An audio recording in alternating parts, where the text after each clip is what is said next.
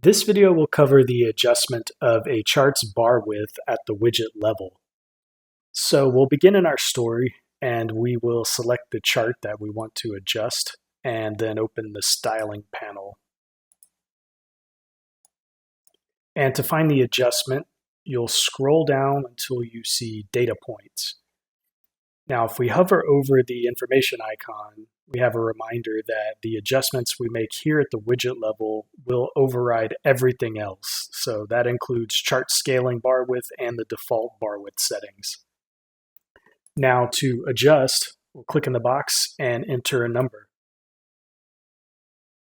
And one important thing to note here, if we enter a larger number, we may lose part of our bar chart. The only way to correct that would be to actually expand the chart large enough to get it back.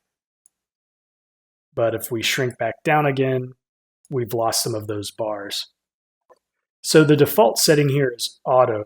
And to return to that, just delete the value you've entered and click out of the box.